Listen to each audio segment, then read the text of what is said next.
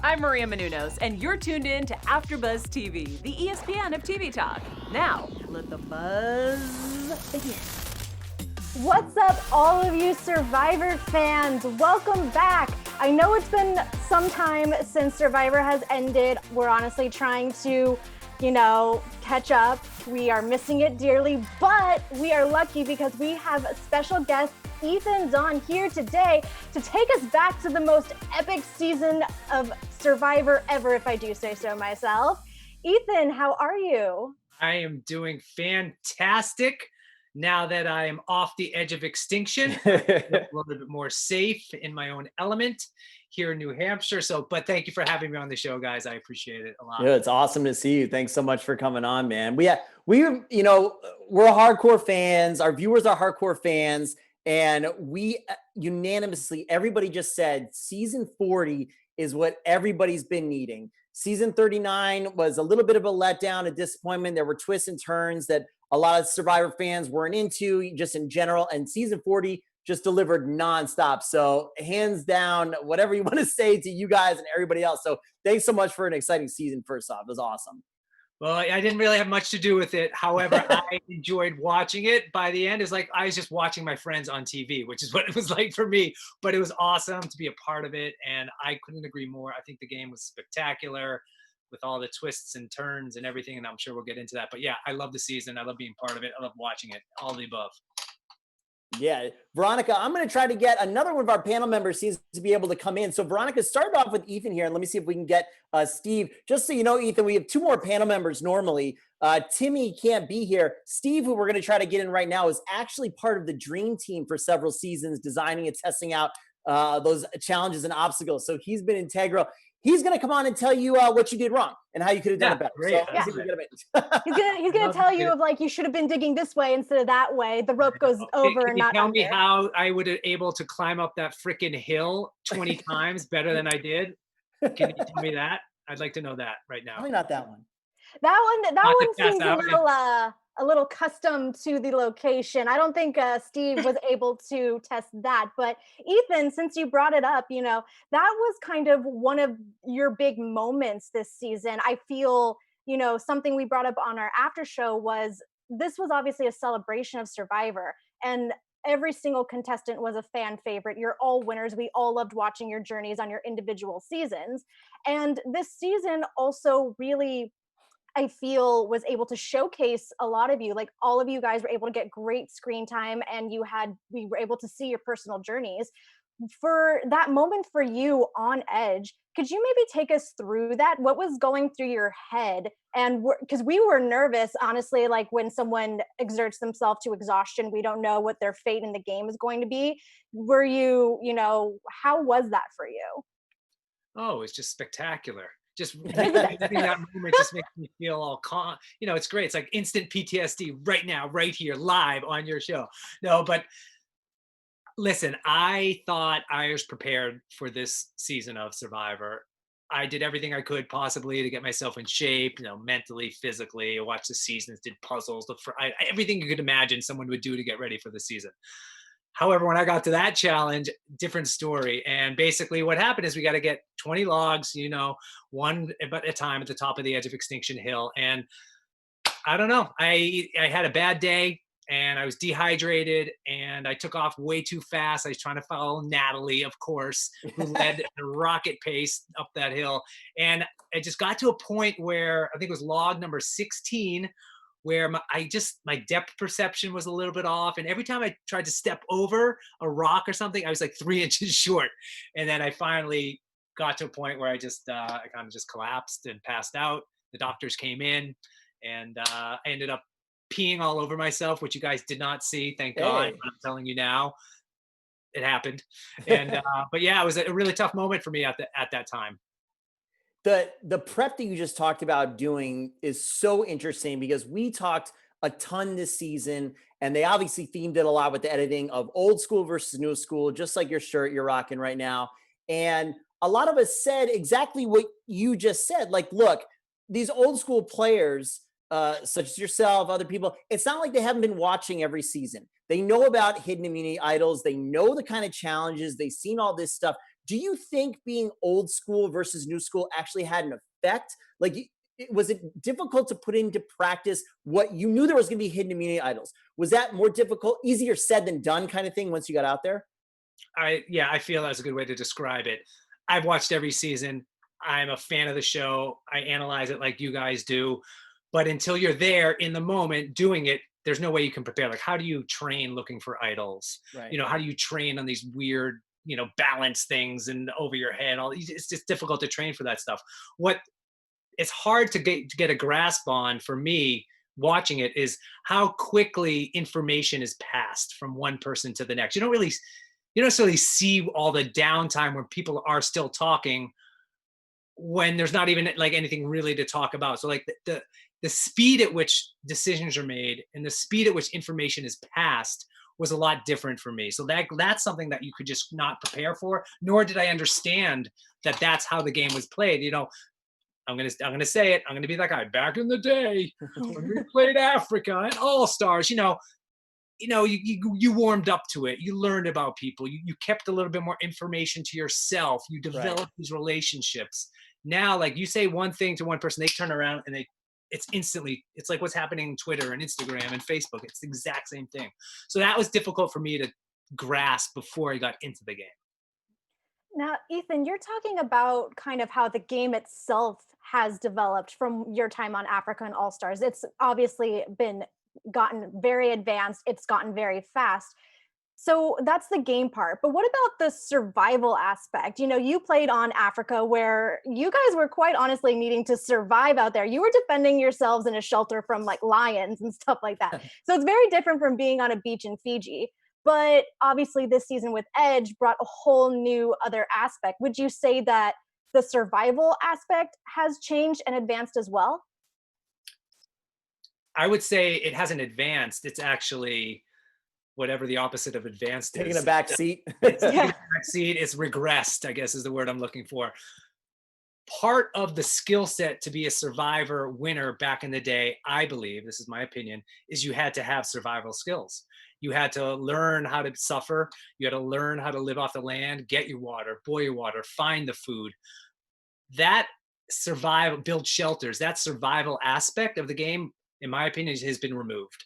So as someone's coming into the game where that's one of your skill sets, that's one of your assets, like my whole thing in Africa was to make myself a crucial member of this community, crucial to everyone else's survival. So without me, they would struggle. And for me, I would struggle without them. So like first up in the morning, get the chores, get the water, build the fire, do well in the challenges. It was a communal type situation. Doesn't even matter right now. Like if you want to be the provider of food, there's no points. You don't gain anything from that. If you build a shelter, no one really cares. You're just a boss building the shelter. So things like that has changed. It's taken it out of the game and they've replaced it with hunting for idols, looking for clues, more gameplay strategy, how to use the fire tokens. So just things that were important back in the day are less important now. Look at how much weight was placed on challenges back in the day. Immunity and reward. It was the whole game. If you performed bad in an immunity challenge, you were at risk at getting voted out. In today's game, if you do bad in an immunity challenge, you're like, listen, this is new school Survivor. We're not going to vote someone out just for being bad in a challenge. That was the entire game. You would have been gone like that if you're bad in the challenge. Keep the strong, get rid of the weak. Now it's like keep the weak, get rid of the strong. So it's just a lot of differences between before and after. Nothing is better or worse than the other. It's just different. That's the way I would describe it. Well, it's really different considerations too, because back in the day, you lose the immunity challenge, somebody's definitely going home and almost everybody's up for grabs, right? Now with hidden advantages, immunities, it's very difficult to formulate a straightforward strategy of who to get out because there's so many unknowns. And just like you said, back in the day, you would triple think voting someone out if they were the only one that could fish. And that seems never a consideration anymore. It's not like, well, Ethan's really getting us fish every day. We're hungry. That's never in there anymore, at least in the edits that we get in the discussion. It's fascinating how it's evolved. We've had a lot of people actually in our chat and in our comments call for almost a return to old school stuff. We miss like the Survivor auction. We miss the gross eating challenges. And to some extent, I think a lot of us miss not having so many advantages to just pile up on one another, and it's almost impossible to form a kind of strategy. Yeah, I mean, I can't say which. Obviously, I prefer the older style of play because I perform better in that atmosphere and that kind of the way the game's played. But yeah, I think it's just a different way the game is played. I don't necessarily. I feel like what's interesting for me now is playing when there's social media around. And so I've been able to see real time what's resonating with fans and what's not. And it seemed like the time on the edge of extinction where you got to learn a little bit more about the characters. You see me cry, you see Parvati consoling me, Rob going through a moment, those real emotional moments, the human side of the game. People seem to like that a little bit. They're like, oh, we want more of that. We want to see more of that. And then you don't really, that stuff was removed from the game because there's so many added stuff they have to include. Like, how do you share the narrative when there's so many storylines and so many clues and idols and stuff to be found? I give Jeff and the crew an incredible claps for making it like a coherent story, if you will, because there's so much happening all the time. Yeah. Everyone's doing their own little thing. So for them to do it in such a great way, it's fascinating for me that they can get it done, and it's exciting. But like you said, we needed that. We needed that this season, or else you don't have a narrative of Natalie, and there's not as much to root for when she comes back at the end. I got one last quick question before V Squared jumps back. Who were you most looking forward to playing with coming into this season, whether you knew him or not beforehand? I was excited. I'm friendly with Parvati outside the game, so that was like my one connection. I wasn't really excited or anything to play with anyone. I didn't really say, oh my God, I want to align with this person. I would look at the other side. For me, it's walking into like an open opportunity, because I felt coming into this game in a good way, I didn't really have much baggage. I played so long ago. People forgot. They probably thought I was dead because of cancer. They didn't even know I showed up. They're like, holy shit, you're alive? Like, whoa. So like, I thought my advantage going into the game was no one would remember how I played. They know I'm a nice guy, I'm charitable, but they don't know strategy and gameplay. They probably forgot about that. So I thought having that and having the lesser things known about me would be an advantage going into the game. It didn't turn out to be that way, but that was my thought process going into all this. It's funny, Ethan, because that on our panel, that was also our exact thought process. We thought that the old school players were going to be seen as kind of the less threatening players, just because, you guys had played so long ago, the game was different. Maybe the new school players were going to think that person's too threatening, we need to get them out now. And none of us ever thought that Tony would actually make it all the way to the end, because he was one of those new school players. But again, it just goes to show how far the game has changed and how perception and opinions change every single day. And of course, there's so much more that we're not even seeing. Yeah, and I think just the history of the show added to the perceived threat of everyone. Rob and Parvati and Sandra, these huge giant names that are franchise players for the show Survivor, coming into the show. They come with a lot of baggage, as they should. And so I feel like that was their impetus for voting people off, rather than how they are playing in this game at that moment. So everyone coming in with a resume, everyone coming in with past seasons behind them, is an interesting way to try to judge who's worthy of staying in the game and who you want to align with. But I think the old school players, in a sense, back in the day, like, listen, 27 million viewers would watch the show each week. Now we're at 9 million, 7 million. It's different. And so we're coming in with this known entity, whereas all the new schoolers, they're lesser known in the world, but might be better players in the strategy of the game now. But back then we come in with just the presumed threat and the power. But it wasn't really that way. The way I didn't go for the pregame alliance. I didn't do any of that stuff. So I wanted to show up at the game, develop the relationship as the game unfolds. Because if I locked myself into anything pregame, that would have just been more difficult for me. And so there's only 7 old schoolers that were cast, 13 new schoolers. So like, you look at that, it was pretty easy to gang up with us. Look what happened in Survivor All-Stars. Let's get the winners out first. They won before. Let's get the old schoolers out first. They played before. They all won. They're huge. Let's get them out. Let's not have to worry about them. I think that was going on a little bit. So what you're telling me is that you didn't play poker and get into poker alliance with anyone before the show started? Shucks. Like, right? Imagine like this, that is fascinating to me. One, pre-game alliances are happening. That's new. Two, people are taking information from outside of the game, weaponizing it inside the game to make a big move. Like, there's no lines anymore. Everything's fair game. No way am I showing up at another charity event because like people are going to be recording me and like holding that against me if I actually get to play Survivor season 60 and my like Walker and Kane and everything. You know? But I'd imagine the people who want to go to play back again, you got to be careful now when you're in public places because people are going to use that information about you in the game.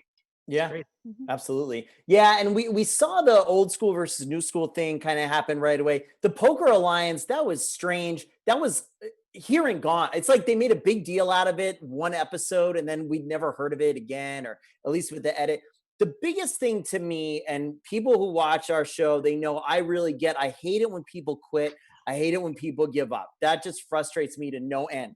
And I have the biggest respect ever for Sandra. I just think she's amazing. Obviously, she's sick with the game. What did you feel like when she put the sale up? Because I was like, this sucked. Like, I hated it. I wanted her to stick it out. I don't care, whatever. It's just really disappointing. I was a little ambivalent. Part of me completely understood her rationale. Look who's at the edge of extinction. Challenge beasts, Natalie, Rob, Tyson, Yule. Like, Sandra really didn't have a chance to win the play-in challenge in looking at it that way. And she's clearly sat out most of the challenges, so that's just not her thing. Surviving isn't necessarily her thing. Her thing is strategy and gameplay and that stuff. That wasn't happening on the edge. Second part of it, like the other side would be, I thought just out of respect for the game and to pay tribute to what the game has given her, maybe she would have stuck it out. And more importantly than that is, especially on this season, you never know what's going to happen on Survivor. Everyone could get the virus and have to go home, and there's one person left, and that's Sandra. Like, maybe there's 3 chances to get back in the game. We had no idea. Maybe you could win an idol to get. There's so many options.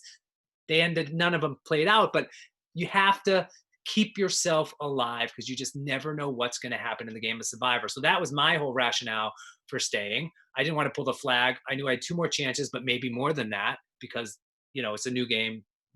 No one knew what was going to happen. It's funny that you say that when you were on Edge, you kind of didn't know what to expect. Now, this is just curiosity. So season 38 was Edge of Extinction, where we did kind of learn for the first time what Edge is, you know, at what points are the challenges that help get you back in the game.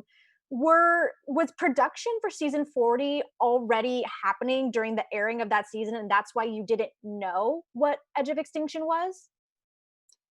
No, I knew Edge of Extinction was. We didn't know it would be in play for our season. You know, we didn't know there's fire tokens currency. We didn't know it was for $2 million. We didn't know there was an Edge of Extinction. In the back of my mind, I was always thinking like, well, you got all these big names, these big players. There's got to be some twist that's going to keep them around a little bit longer. Maybe it was whatever. I forget. Exile Island, we could play yourself back in. I didn't know there had to be some twist to keep us around or a second chance because no one would come back and play again if they knew there wasn't a way to get back in. I think that was my perception. So I saw what happened on 38 and I understood what would happen on 38, but I didn't factor that into my game for season 40. And it was a little bit different in the sense there's more challenges. Obviously there's fire tokens and there's a menu and more people kept coming to the edge than I wanted to be there. We got Steve here. Everybody's loving Steve. Steve, hey guys. Steve, we told Ethan you're going to correct some of his challenge losses and how he could have done better. Yeah. Definitely number one thing, eat a ton of food at catering at base camp. Duh. Yeah, I should have done that. Sorry. I mean, everyone knows the show is shot on a soundstage in Burbank, right? I mean, of course. Animals get put back in the cages. Craft services come out at night. It's incredible. It's the best place on earth. Yeah. Oh, Ethan, I just want to say, the whole Edge of Extinction sort of, should they do it or should they not do it? I loved it for this season just for the fact that I got to watch more of you and Rob and Amber and all the folks who, maybe they did go out a little bit early, but it was like you were saying like you're, just hanging out with like people that you're, part of this community. And I kind of felt like that too, where I was like, I just get to watch you guys and Danny and Yule and all these people. It was great. Well, I'm glad you enjoyed it. I mean, as a fan of the show, I don't love the twist. As a contestant, I love the twist because you're still in the game. But as a fan, I think it's a little bit mixed messaging in terms of just the core aspects of the game of Survivor. And that, whether people like it or not, or whether they bring it back, I think the Edge of Extinction is perfect for blood versus water. That's how it should be played. Because if you get voted off, at least you have something to play for that's still in the game. Like I could try to win stuff to send to my partner that's still in the game. So I think it works out well there. But like, you didn't have that much to play for if you weren't finding stuff, and none of us were, because Natalie hid it from everyone until maybe a little later, and Tyson and Parv, they got wind of it, but other than that, Rob and Amber had their own blood versus water season, nobody else. Yeah. And it's funny you mentioned that, because we said a really similar thing on our show, because we all did 38. We've been doing this for a while. So 38, and I know I keep ragging on her, but we said the whole time, like, Reem could win this whole thing. And that would be kind of nuts, because she didn't do anything at all and got voted off right away and just stayed on Edge of Extinction. So that was a little frustrating as a fan. But with your season, we all loved you guys already. We already knew a lot about everybody because of seeing you. So to us, it made a lot more sense. They also made it much more active. And it was, like Steve said, it was fun seeing all you guys who are a lot of our favorites. And, just because Natalie got voted out, we don't lose her right away and we don't get to see her. So I think it's just unique for an all-star season like this. Yeah, I think it worked well for an all-star season because, it's an all-star season. We come from previous times on the show. People want to see more of us, I'd imagine, especially like a Rob. The feel was a little bit more like Africa, old school Survivor. You had to survive. We really were relying on each other to get ahead day by day. You got to build fire. You got to get your food every morning. You're looking for food. There's not that much action all the time. You're waiting around for a challenge every 2-3 days, 4 days maybe. So in that sense, it's a little bit more like an old school style of play. Not much strategy talk on a daily basis. Yeah. Who were you survived? Who were you surprised at made it as far as they did? Not surprised. I mean, maybe Denise a little bit, in the sense that she's very, very soft-spoken, very quiet in a good way. There's nothing bad about Denise. I'm just saying I didn't see her do much during the show. I mean, I was only there 9 days, so what am I talking about? But what I'm watching on TV of Denise, she's a little bit, she's not making waves. So, to see her get the where she did and made that big move against Sandra, another big move against Nick, the whole like pretending to be upset and getting voted off, brilliant. So like she made some big moves, got her head in the game. So I was a little surprised to see she went as far as she did. Yeah, I think a lot of people had sort of Denise as pegged as like one of those lower tier players or whatever. That's just kind of how Tony sort of played it up, as the lions versus the hyenas. But she had a very specific strategy, and I love Denise. I love watching her. So it was a lot of fun to see her sort of, I feel like in the old school Survivor, you could go in with a game plan and sort of like, this is my strategy. This is what I'm going to do. And in the new school Survivor, you have to be constantly changing. I think I remember you saying that you were going to go in Africa, that you were going in as like an assistant coach, where, you would let somebody else sort of take the lead.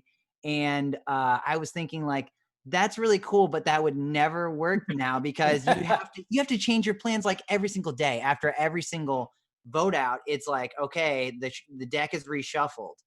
However, I do feel most comfortable in a role where I'm a guy behind the guy or a guy and the girl. So like an affiliate role for me is where I feel comfortable. I'm not an A-type personality. I don't like to bark orders. I don't necessarily like to be in the leadership position. So for me, it's like the Sarah Lucina to Tony type situation. Didn't work out in her favor this time. But I like to be the guy behind the guy making the decisions together, but let someone else take the credit. Let someone else take the fall, good or bad. I'm okay with that.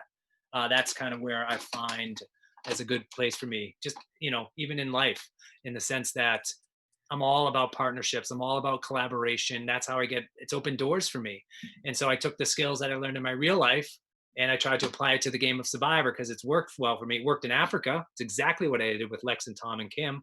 I was never the front and center. I was always one behind the one. But conferring, I'd filter that information and spit it out how I wanted it to, because Lex would come to me to talk about people come to me to talk about Lex, and I was just the intermediate, and it just worked out well for me at that time. And so the same situation, Rob and Parvati, I was behind them, and then I kind of had a little side gig with Adam, and he was definitely wanting to be the face of that tribe, trying to make big moves. So I was okay in every position. I love, Ethan, that you did have this kind of alliance with Parvati and Rob. And one of my favorite moments from this season is Rob has always been a contestant that when he plays with people, I feel contestants are intimidated by, because it's Boston Rob.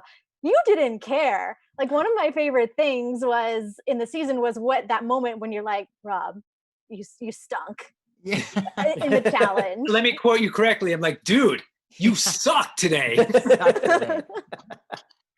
Yes. It was such a fun moment, and I think that's one of the things that the viewers really loved, is that we get to see you guys. It's like, you're talking about how everyone's coming in with this name, this experience, and it's true, but how that doesn't affect the other people in the game so much. Like, no one's really intimidated by Boston Rob's kind of legacy. They're like, okay, Boston Rob, I'm either going to play with him or I'm going to play against him. And that's kind of how it is. Yeah, no, you nailed it. Yeah, I agree. It was fun for me in that sense, because I mean, it's a game of Survivor. You're making friends with people, but you're also playing a game. So that's what the most difficult part for me personally is, the mental side of things, the crossing of the lines between friendship and game. That's always been difficult for me all 3 seasons. But for me, it was fun to reconnect with Rob. I hadn't seen the guy in 16 years, and instantly, like we're hanging out, we got a little bromance going on, and I loved it. And obviously on the edge, I really got to meet people that if I'm looking for the silver lining, if there is one, for my experience on Survivor, it was, I got friends, I got some friends out of this, which will stay with me forever. So I loved that about this season. I felt like a lot of these sort of personal relationships and like how the game interacts with real life of the contestants, that was something that we saw a little bit more of this season. And I guess because it is a historic season, and we said, in our previous episodes that like they were sort of showing us a little bit behind the curtain. And I kind of like those moments, like when the jury rushed Jeff and gave him a big hug. Whose idea was that? I don't know whose idea that was, but it was fun. I mean, we really were shocked that they sent us our family. One, it came a week or two early, a week, maybe 8-9 days earlier than it was supposed to be. And, based on season 38, we didn't expect to get a family visit. And then they brought our families there, and it was just... That was such a great moment. This was the first time you were on a jury, correct? Yes. Yeah. What were you surprised that everybody on Edge became juror members? I was. I mean, I'd seen season 38, so I knew that was probably going to happen. But yeah, for me to be able to loosely stay in the game and actually have the ability to make an impact with my vote was a good feeling. It made you want to pay attention. It made you want to stay in the game. It made you not want to quit, because if I was going to suffer for that long, I want to have a say in who's going to win this $200, so that was important for me. And we talk a lot about the final vote, about the jury. Do you feel like this, winners season, do you feel like people's criteria changed based on how they vote? We talk a lot, do you vote with your heart, like he wronged me, or that's amazing strategy, I respect the game? Do you feel like it was different because of who you all are? Yes, I do. I think more weight was placed on strategy and gameplay than personal relationships and heart. Although I feel that was a very big factor of the game. Me personally, I struggled big time with my vote. I ended up voting for Natalie. However, as a purist of the game, a huge fan of the game, I understand, like, the two most important things: you can't get voted out, and you got to vote people out. And Natalie really didn't do either of those. So I believe Tony was the rightful winner. I think he played an incredible, almost perfect game. I think he did absolutely spectacular. But I never met the guy, never spoke to him, never smiled with him, never shook his hand, never said one word to this guy. Yeah. And therefore, I lived on the edge with Natalie for 30 days. She crushed everyone, including me, destroyed us. And the thing is, like, it's like we were in jail and she broke out of jail and she was free, right? So and she just validated how difficult and traumatic the edge was. And no one else in the game was able to experience other than Tyson playing in the game, out of the game, then back in the game. So if you want to look at a full picture of what was going on in this season, you can make a point where, like, well, the someone that deserves to win is someone that experiences the full game of Survivor, which is getting voted off, playing back in, and winning. That is the full experience. Tony never went to the edge. Do I fault him for that? No, I could. I could, you know, if you're going to go be real specific. But anyway, Natalie was my vote. Like, I believed in her. I was great friends with her. I respected what she did out there. She destroyed everyone. I think if she went up against Tony and beat him, she won the game. However, like, it just gets back to just her supporting her, validating what we experienced on the edge, and just she was the one that got free. She broke out. She's free. Well, to all that point, I said on our last episode for the finale, I feel like this might be the end of Edge of Extinction, because it almost proves that it might not be possible. She was voted out first. She crushed it, came back, crushed it when she came back, and still didn't win. So it's like, maybe it's just not possible. In any other season, if Tony wasn't there, I think she wins. You know, but she knew, like, we all talk on the edge. You know, my only experience with Tony was what I saw at Tribal Council, and then what people told me when they got to the end. So for all I know, it's made up. People are still lobbying for certain people. That happened even to Ponderosa. So my only experience is I had to take people's words, so I didn't navigate that situation myself. But I feel in every other game, Natalie could have won. You know, she played such a great game. But I think she knew going into it that Tony was a threat. We talked about it. We talked, he was playing the best game. You got to watch out for him. You got to split up him and Sarah. So she knew going in that she would have to get rid of Tony in order to win. And then when she had the opportunity to do so, I think she was just confused. She thought if Sarah won, she could beat Sarah. If Tony won, she probably felt she had a good chance at beating Tony based on her experience on the edge. I think she thought she had a couple more votes from the edge. And then Michelle, unfortunately, I mean, she played a great game, and I'll go back to, I feel she would win in any other season if Natalie and Tony weren't there. I mean, she did really well, winning challenges, and hearing her full story. I think she performed the best at Final Tribal. And honestly, like, the way she rationalized her game, explained it to us, gave concrete examples. She was composed, funny, sad, a whole bit. I think she did a great job at Tribal Council. I think she won Tribal Council, but obviously leading up to that point, she needed a couple more big moves. That's interesting, because I don't know. I think the four of us going into it, obviously you were there and you heard everything, but I think the four of us going into it were like, Michelle's got no shot. Oh yeah, she had no shot, but I think she performed best at Tribal Council. Got it, yeah. I think she did a great job of whatever, figuring out her story and sharing it with us. That made sense, because I didn't know. According to me, she didn't do anything. Like, she didn't really do anything. Right. I didn't even think. But watching it back, I see what she did do, and then how she explained it to Tribal Council made more sense. So I don't think she deserved to win this game, but she did great at Tribal Council. Ethan, one of the things us viewers tend to hear on various seasons of Survivor is when it's time for the final tribal, the jury comes in and kind of makes this announcement saying, you know, we're up in the air, you know, try and persuade us.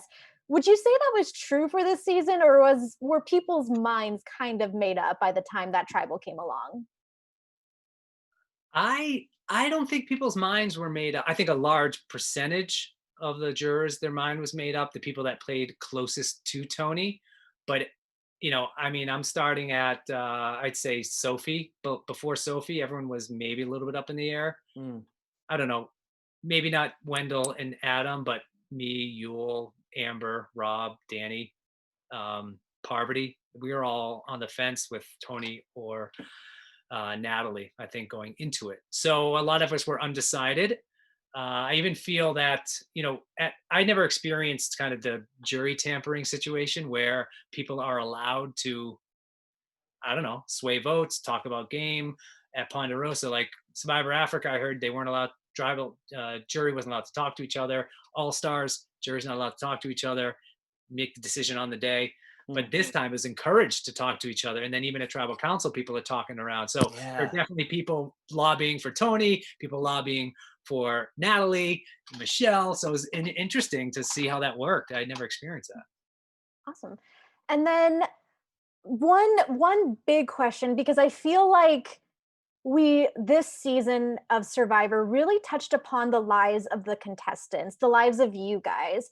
And so what is it like to play in a season of Survivor post social media? Obviously, social media wasn't really around with Africa. So what's it kind of like playing a game when social media is around? And a lot of contestants also talked about how social media impacted their life, whether positively or negatively. Yeah. And do you think that's true for you? Up to this point, I've had a positive experience with social media. Like you said, I hadn't played with it before. So for me, it's been really exciting and rewarding and fun to be able to interact with the fans and to get real-time live opinions and commentary on what's happening on the show. And the only time I could interact with fans back when I played was to be with them in person. Like you go to an appearance or you do a speech or whatever you show up at. That was the only interaction. Now, like every platform, you can talk to people and hear what their thoughts are and communicate back with them. I'm writing these little like postcards from the edge, which are really fun for me to do. It's like, it's my view of the edge of extinction from an 8-year-old angry, homesick, like paranoid, sad Ethan. And like, I'm writing all these notes, like, and the fans on the social media are enjoying it. And that's fun for me to be able to literally, it's so awesome for me. On the flip side, I can completely understand how it could destroy your life. Fans are really excited about the show. They get really into it. They love it. They want to share their opinions. They want to be heard. They want to be seen. And they take it out on us because we're just a character on TV. We're not real human beings. So I see both sides of it. For me, it's been positive. I see how other people, it's been pretty traumatizing. Well, have you experienced some of the other things that contestants talked about, finding it hard to trust people and things like that, just personal after effects coming back in any of all three of your appearances? I think earlier on, a little bit, yes, the trust thing and just questioning people's motives for connecting with you in whatever way they are. That was definitely part of it for me. This time, not so much. Not so much. I didn't really play that much of the game where that stuff, got in my head. And the edge of extinction, like I said, is a little bit more chill, a little more relaxed, not too much strategy. You weren't lying that much. And if they did, it was about peanut butter and like. Yeah, did you guys know? Did you guys know when Tyson got the peanut butter? No, I mean, I knew later because he left it for Parvati, and Parvati stuck me a little scoop. But like, I didn't know I really didn't know a lot that was going on.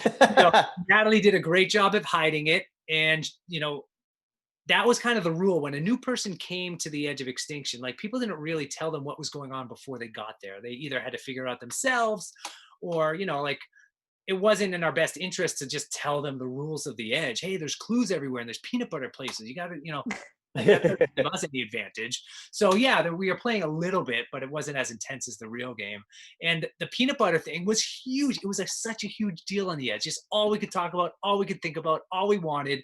And they kind of minimized it, a little bit on the show, but it was 3, 4, 5, 6 days we're talking about peanut butter. Are you gonna get it? Are you gonna sneak out at night? Or let me know when you go. Oh, I'll go when you go. And then people are following people around.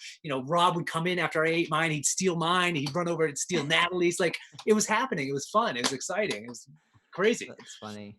Not crazy in the sense of the thing, but on the edge, it was considered crazy. Yeah, It's that's a big interesting that deal. you say that. I mean, like a lot of the fans were sort of complaining that edge gives an advantage to people who have been there longer. And that's kind of what you were touching on, where when a new person comes onto the edge, you don't necessarily, it's not in your interest to show them the ropes.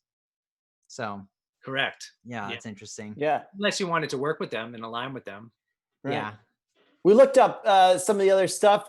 Since your original Africa appearance, you've done a bunch of really cool reality shows. You've done a bunch of really cool, I think they're cool. I'll speak for myself. Fear Factor, Kill Reality, Celebrity Paranormal Project. These are all things that I watched. Pitchmen. I've seen you on all this stuff. What was your favorite, maybe outside of Survivor? And are you looking to do more on-camera work in the future? Maybe another Survivor? My favorite outside of Survivor, not The Amazing Race. Definitely not that. Eco Challenge was really fun. Another Mark Burnett production. I love Pitchmen. Thank you for mentioning that. Anthony Sullivan's a good friend of mine still. Nice. Yeah. And we invented the cereal bowl, the Easy Crunch Bowl. Are you sick and tired of soggy cereal? Anyway, but yeah, and I'm actually on another show coming up with Anthony Sullivan. He bought a 116-acre hemp farm in Plainfield, Vermont, and we filmed the whole thing from seed all the way to the product that we're making. And it's called Kings of Kush. It's going to premiere in the fall, so I'll be back on TV. I'm pretty excited about that. So, you know where it's airing? What? You know what network it's airing on? I'm not at liberty to say right now, but the executive producer is a guy by the name of Tom Beers, and he did Ice Road Truckers, Monster Garage, Deadliest Catch, Storage Wars. So wherever those shows tend to air might be a place where this might air. Awesome. Very cool. Yeah. Ethan, I always wonder when fans are contestants after the show that like keep little souvenirs. Have you kept any souvenirs like from your time on Survivor? Ooh. Are you allowed to? There we go. Yeah. What's that? I mean, let's see what I got in here. What? This is the machete from the Edge of Extinction. This is it right here. How did you clear that past customs? Yeah, right. This might, look at this. What was this doing in there? This is the placard from the brutal log challenge. Oh, wow. On the top of the hill. I have something you guys will like. This right here is an original piece of tree mail. Do you remember when there's tree mail? Yeah. Yeah. From Survivor Africa. What? Oh, wow. Parchment paper, hand drawn. Now it's like they give us printed out like computer paper. So I got that. Here is this is good. What else have I got? This is never before seen on a podcast before. Let's go. Yeah. Let's go. We're ready. Made a hidden immunity idol. I showed this to Rob Sesternino, but this I made on the edge in case it got back in the game. But no one knew about it. No one sees it. I put it in my bag. So there's lots of fun stuff that was happening out there, right? So you were practicing fake idols. You were going to play that game. Yeah. Awesome. How very new school of you. Yeah. I mean, the idols this season, they were just, basic. You could have gone back to that stick thing. That would have worked in this season. You have no idea what an idol was. Like, as you saw, Adam tried to play the podium, which I thought was brilliant. But we said when that happened, Jeff should have made an audible and just let it count. That's so brilliant. Just like, you know what? Yep, that's right. And I'm executive producer and I get to do that. This is an immediate idol. She said, "Why, yes, Adam, it is an idol." Like, and he picked so up the great. idol. It was after that happened, we were poking fun at Adam in a nice way, but we're like, okay, well, I'm gonna play Rob today. I'm gonna play this giant shell of a ship. I'd like to play this stool right here. So we're just like making fun of him, but it's pretty funny. That's great. Awesome. That's really great.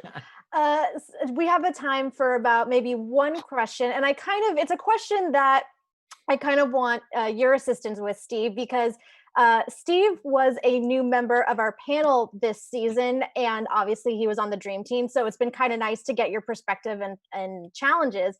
Ethan, was there any one challenge that you find you very difficult and you're wondering what you could have done to crack it? Because Steve could probably tell you. Well, I didn't compete in that many challenges. And I even practiced some of the stuff that we had to do, tying knots, untying knots, to like tie the sticks together to get the key, which was a disaster for me. I would say on the the pulley thing, like the snake for the play-in challenge. Mm-hmm.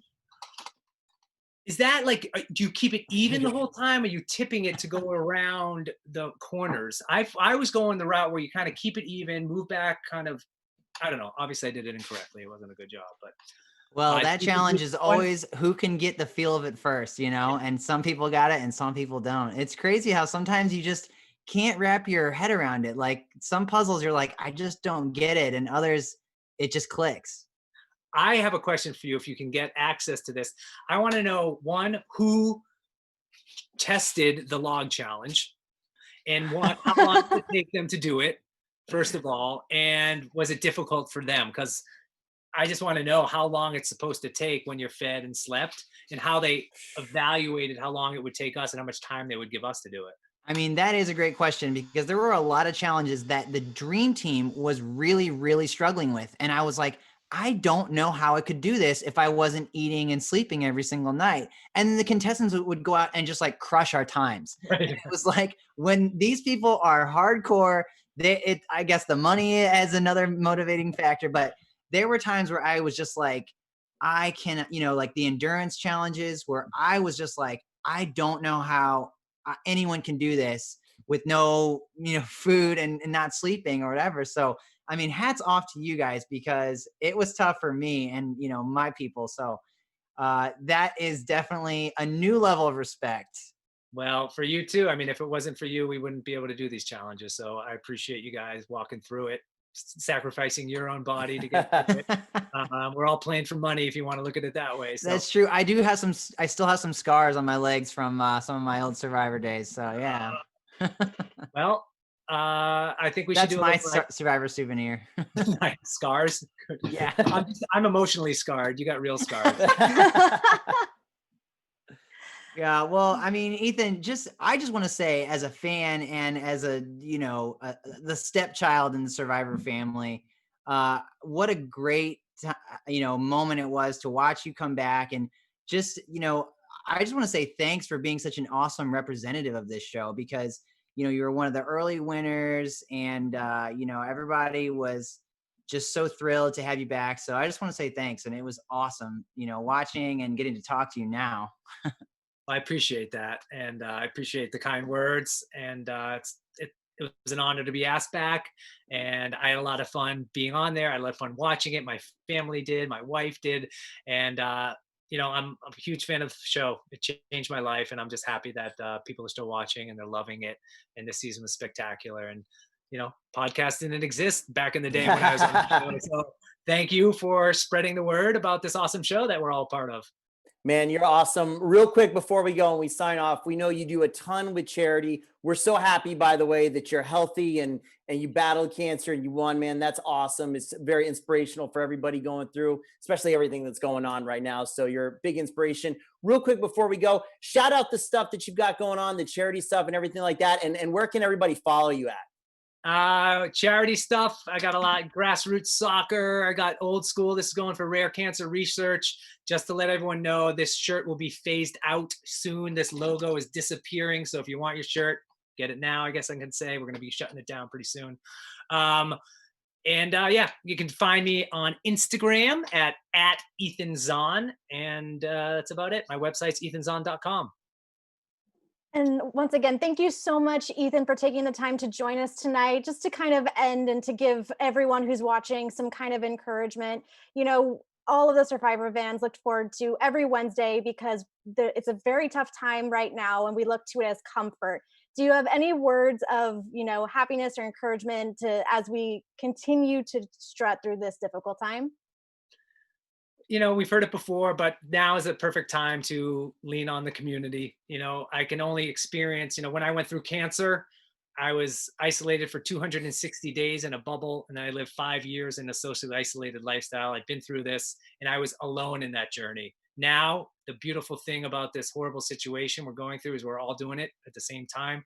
So if you feel alone or scared or unsettled, have anxiety, reach out to someone else.